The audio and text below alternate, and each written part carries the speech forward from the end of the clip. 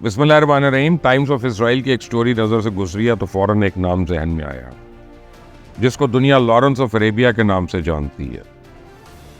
اس حوالے سے اگر آگے چل کے کچھ پوائنٹس آپ کے سامنے رکھتا ہوں, اگر ایک لائن میں اس سٹوری کو بیان کروں تو ٹائمز آف اسرائیل کا کہنا ہے کہ عمران خان ہی ایک ایسا شخص ہے جو پاکستان کو اسرائیل کے قریب لا سکتا ہے. اس لیے عمران خان کی مدد کی جائے, اور میری نظر میں سٹوری کے 3 اہم پوائنٹس سامنے رکھے گئے. پہلا, کہ عمران خان باقی سیاستدانوں کی نسبت اسرائیل کے معاملے میں انتہائی لچک رکھتا ہے. دوسرا, عمران خان نے گولڈ سمتھ خاندان کے ذریعے اسرائیلی حکام کو پیغامات بھیجے, جسے اس نے میئر لنڈن کے انتخاب میں پاکستانی صادق خان کے مقابلے میں یہودی امیدوار کا ساتھ دے کے پیغام بھیجا. یہ ان کا ہمدرد ہے. تیسرا, اسرائیل اور اس کے اتحادیوں کو ہر ممکن کوشش کرنی چاہیے کہ عمران خان دوبارہ پاکستانی سیاست میں حصہ لینے کے لیے آزاد ہو اور وہ آواز بن سکے جو ان کی ترجمانی کرے. تو تفصیل سے بات کریں تو پاکستان طویل عرصے سے فلسطینی کوس کی سخت ترین حامیوں میں سے ایک رہا ہے, جو کہ دیگر مسلم اکثریتی ممالک کے مقابلے میں زیادہ ہے. فلسطین نواز موقف جو ہے نہ صرف سیاسی ہے بلکہ پاکستانی معاشرے اور رائے عامہ میں بھی گہری طریقے سے سرائیت کر چکا. تو اس حوالے سے ٹائمز آف اسرائیل کی خاتون صحافی جو ہے وہ توجہ مضبول کروا رہی ہیں کہ یاد ہو تو عمران خان کے دور میں خارجہ تعلقات کے لیے ایک عملی نقطہ نظر کی نشاندہی کی گئی تھی. عمران خان کی علمیت پسندی ان کی خارجہ پالیسی کی وسیع تر تدبیروں سے عیاں ہیں, جہاں انہوں نے چائنا اور سعودی عربیہ جیسے روایتی اتحادیوں کے ساتھ تعلقات کو مضبوط کرنے کی کوشش کی اور پاکستان کے مفادات کے مطابق مخالفین کے ساتھ راستے کھولنے کی کوشش کی. تو اس نقطہ نظر سے پتہ چلتا ہے کہ عمران خان اسرائیل کے بارے میں پاکستان کا موقف کا اثر اور جائزہ لینے کے لیے اپنے عوامی بیانات سے انتہائی تضاد رکھتے ہیں. تو عمران خان کے گولڈ سمتھ فیملی کے ساتھ قریبی تعلقات ہیں, خاص طور پر ان کی سابقہ اہلیہ جمائمہ گولڈ سمتھ, جو اسرائیل کی جانب ان کی ممکنہ تبدیلی کو سمجھنے میں اہم کردار ادا کرتی ہیں. گولڈ سمتھ خاندان برطانوی اشرافیہ کا حصہ ہے, جس میں جمائمہ کے بھائی زیک گولڈ سمتھ برطانوی سیاست میں شامل بھی رہے ہیں. برطانیہ میں یہودی اور اسرائیل نواز حلقوں سے زیک گولڈ سمتھ کے روابط مغربی اشرافیہ کے حلقوں میں خاندان کے وسیع تر اثر و رسوخ کے ساتھ عمران خان کو اسرائیل کے بارے میں ایک مختلف نقطۂ نظر فراہم کر سکتے ہیں. تو لندن کے میئر کے انتخاب میں زیک گولڈ سمتھ کے لیے عمران خان کی حمایت, یہاں تک کہ ایک مسلم امیدوار صادق خان کے خلاف عمران خان چلے گئے اور گولڈ سمتھ خاندان اور ان کے وسیع نیٹ ورک کے لیے ان کی وفاداری کو واضح کیا. ایسی اطلاعات سامنے آئیں کہ عمران خان نے گولڈ سمتھ فیملی کے ذریعے اسرائیلی حکام کو پیغامات بھیجے, کئی باری بھیجے, جسے پاکستان اور اسرائیل کے درمیان تعلقات کو معمول پر لانے اور پاکستان میں مذہبی گفتگو کے اعتدال پر لانے کے لیے ان کی رضامندی کا اشارہ ملتا. تو اگر یہ رپورٹس درست ہیں تو وہ اسرائیل کے بارے میں عمران خان کے نقطۂ نظر میں لچک کی ایک سطح تجویز کرتی ہے, جو روایتی پاکستانی موقف سے بالاتر ہے. تو اسرائیل کے ساتھ روابط کی اس ممکنہ رضامندی کو پاکستان کی خارجہ پالیسی کو مشرق وسطیٰ کی بدلتی ہوئی حرکیات کے ساتھ ہم آہنگ کرنے کے لیے ایک اسٹریٹجک اقدام کے طور پہ تو دیکھا جا سکتا ہے. یہ عمران خان کی مغربی تعلیم اور مختلف ثقافتی اور سیاسی شعبوں کے درمیان جانے کی صلاحیتوں نے اسرائیل اور مسلم ریاستوں کے درمیان ایک ممکنہ ثالث کے طور پہ منفرد حیثیت بھی دیتی ہے. تو مغرب اور اسلامی دنیا کے درمیان خلیج کو ختم کرنے کے لیے عمران خان کی صلاحیت نظریاتی طور پہ انہیں اسرائیل اور پاکستان کے تعلقات میں اس طرح کا کردار ادا کرنے کے لیے مجبور کر رہی ہے یا اجازت دے رہی ہے. تو اگر وہ اقتدار میں واپس آتے ہیں تو ان کے ذاتی تعلقات اور اسٹریٹجک نقطۂ نظر کو اسرائیل اور دیگر مسلم اکثریتی ممالک کے درمیان ثالثی کرنے کے لیے فائدہ اٹھایا جا سکتا ہے, جس سے ایک وسیع تر علاقائی تنظیم سازی میں مدد بھی مل سکتی ہے. تو پہلے یہ پوائنٹ بڑا اہم ہے کہ ٹائمز آف اسرائیل کی لکھاری یہ یقین دلا رہی ہے کہ عمران خان کو اگر اقتدار دلوایا جائے تو مغرب سمیت اسرائیلی مفادات کا تحفظ کر سکتے ہیں. اور پھر سے گولڈ سمتھ خاندان کے زیر اثر عمران خان کو بتایا گیا, اسے یہ باور کروایا گیا کہ ایک تو یہ اہم یہودی خاندان کا رشتہ دار ہے, ساتھ ہی یہ بتایا گیا کہ ان کے لیے درد دل رکھتا ہے.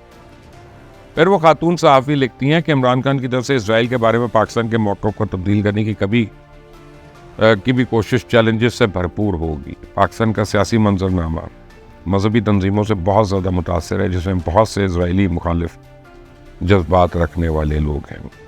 تو رائے عامہ میں بہت زیادہ اسرائیل کو تسلیم کرنے کے خلاف ہے اور معمول پر آنے کی طرف کسی بھی اقدام کو عوامی اور مذہبی رہنما دونوں کی جانب سے شدید رد عمل کا سامنا کرنا۔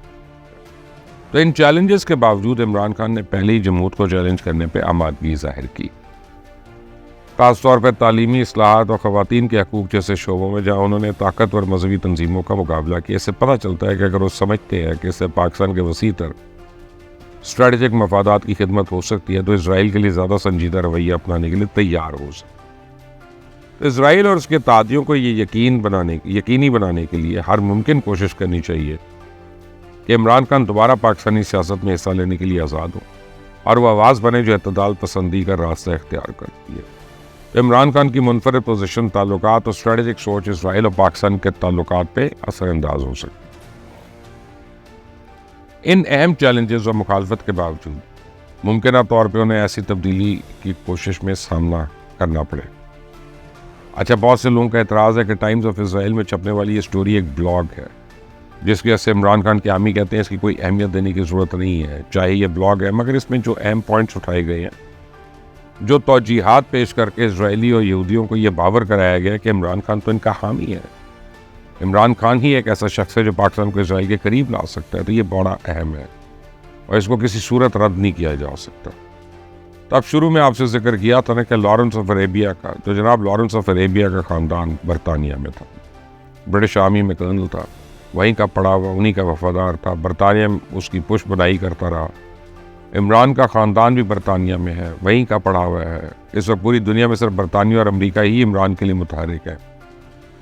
تو لارنس آف عربیہ نے عربوں کی آزادی کا نعرہ لگایا، انہیں ترک فوج کے خلاف ابھارا اور اسی نعرے میں بعد میں خلافت توڑ دی۔ تو عربوں کو آمادہ کرنے کے لیے اس نے قوم پرستی کو ابھارا تھا۔ عمران خان نے اپنے پیروکاروں کو حقیقی آزادی کا نعرہ دیا، انہیں پاک فوج کے خلاف ابھارا۔ اب وہ مسلسل پاکستان کے ٹوٹنے، کم از کم دیوالیہ ہو جانے کی پیشن گوئیاں کر رہا ہے۔ ملک میں قوم پرستی اس وقت عروج پہ ہے اور تمام قوم پرست جماعتیں پی ٹی آئی کے ساتھ شانہ بشانہ ہے۔ لارنس آف عربیہ کے ابتدا میں اس کی تحریک کو زیادہ پذیرائی تو نہیں ملی، تو اس نے اچانک مذہب کا سہارا لیا۔ اب بصرہ کی ایک مسجد میں اپنے مسلمان ہونے کا اعلان کر دیا، جس کے بعد عرب تیزی سے اس کے ارد گرد اکٹھا ہونا شروع ہو گئے، اس کو مسیحا ماننے لگے، حتیٰ کہ اس کے پیچھے نمازیں پڑھنا شروع کر دیں۔ تو عمران خان کے ابتدا میں پذیرائی نہیں ملی تو اس نے بھی مذہب کا سہارا لیا۔ 2011 میں اچانک اس نے ریاست مدینہ بنانے کا اعلان کر دیا، اس کے ہاتھوں میں تسبیح نظر آنے لگی۔ اس کے بعد پاکستان کی جذباتی قوم اس کی جانب راغب ہونا شروع ہو گئی، بہت سو نے اس کو مسیحا ماننا شروع کر دیا۔ عربوں کو مزید بیوقوف بنانے کے لیے سے عربوں جیسا لباس پہننا شروع کر دیا۔ عربوں نے کہا تم ترکوں کا تو لباس بھی ہم سے الگ ہے، لیکن یہ شخص ہم میں سے، یہ لارنس آف عربیہ کی بات ہو رہی ہے۔ تو عمران خان نے اپنی شلوار قمیض اور پشاوری چپل کی اپنی طاقتور سوشل میڈیا ٹیم کے ذریعے خوب تشہیر کروائی۔ پی ٹی آئی کارکن کہنے لگے باقی لیڈر تو کوٹ پینٹ پہنتے ہیں، ہم میں سے ہی ہے۔ لارنس آف عربیہ نے جاسوسی کا ادارہ قائم کیا تھا جس میں اس کے ساتھ کام کرنے والے عرب اپنی قوم میں ٹرک سے خلاف جھوٹ، نفرت اور غلط معلومات یعنی ڈس انفارمیشن پھیلاتے تھے۔ تو عمران خان نے بہت بڑا سوشل میڈیا نیٹ ورک قائم کیا جو اپنی فوج کے خلاف عوام میں جھوٹ، نفرت اور غلط معلومات پھیلاتا ہے۔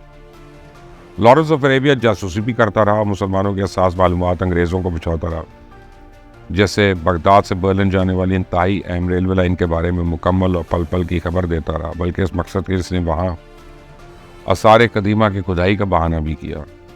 تو عمران خان نے پاکستان کی حساس ترین معلومات انگریزوں کو دی، سی پیک معاہدوں کی خفیہ تفصیلات امریکہ کو پہنچائی، پاکستان کا سائفر کوڈ جو ہے دنیا کے سامنے کھول کر رکھ دیا، اسٹیٹ بینک تک IMF کو رسائی دے دی۔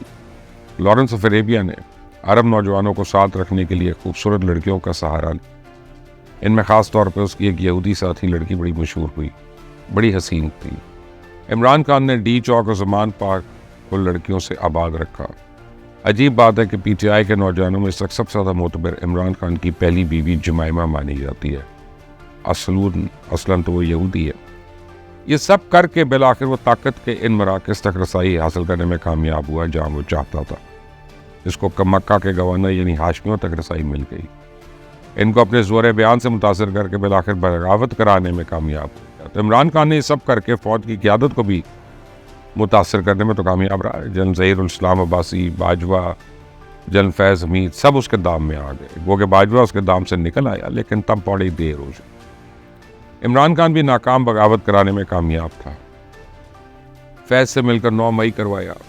हर एक चीज़ में इमरान लॉरेंस ऑफ अरेबिया जैसा तो नहीं रह सका। वो इंतहाई ज़हीन और बरवक्त फैसले, दुरुस्त फैसले करने वाला शख्स था। इमरान खान इंतहाई अहमक और गलत तरीन फैसले करने वाला इंसान है, और यही वो फ़र्क है जिसने इमरान को नाकाम किया और वो पकड़ा गया।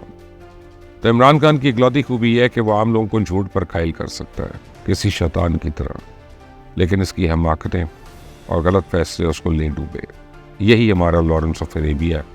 टाइम्स ऑफ इज़राइल की स्टोरी पढ़ के मुझे तब इसमें कोई शक नहीं रहा। आप भी मुझे अपनी राय दीजिएगा। इस चैनल को सब्सक्राइब करें, बेल आइकॉन को प्रेस करें। अंटिल द नेक्स्ट टाइम, अल्लाह हाफ़िज़।